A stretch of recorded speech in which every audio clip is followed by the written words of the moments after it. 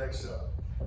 Okay, finish the permitting, construct it, partially close the landfill portion that's full, and continue to be in the landfill business. First thing we did, we felt that we could shorten the permitting time frame on the landfill option. What that did, that reduced that budget by $8 million because you don't have to operate the transfer station for those additional years.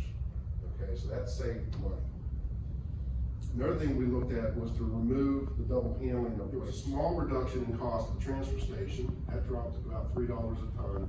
As you can see, the landfill expansion option dropped, almost $30. That's what I look at, was to examine the time period. Because sometimes when you run these models out in time, they tell a different story.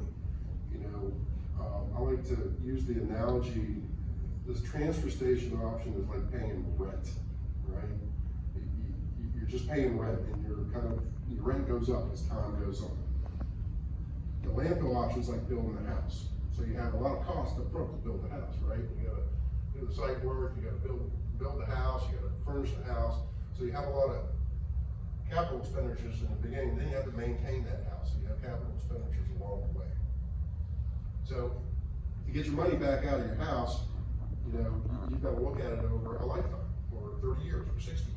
Rent's going up every year, and then when you get to the 60-year model, inflation's taking over, and you're paying a lot of rent, right? And it just kind of keeps on increasing.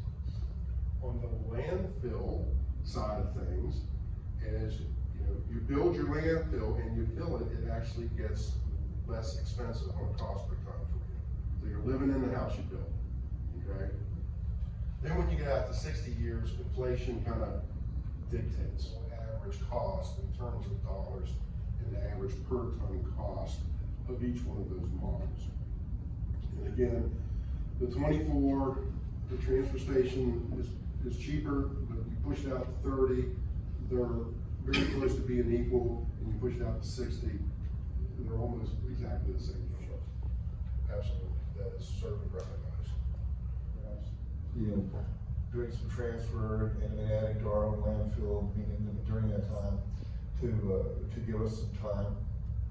And on the fact of inflation, I think that's some great points Mr. Sharp makes. However, we're in times that we have never seen in history and under this administration. And I do think it's from my point of view, it's difficult or perilous to even project what inflation could be in the future, because I'm very concerned about this upcoming election. Though I see tremendous support from the man that I support, Mr. Trump. I'll close again by saying I think we need to move forward with option 3. It's sort of the best of both worlds. Gives us options, but it also we also realize savings along the way. It seems to me. I'm expecting inflation to go down.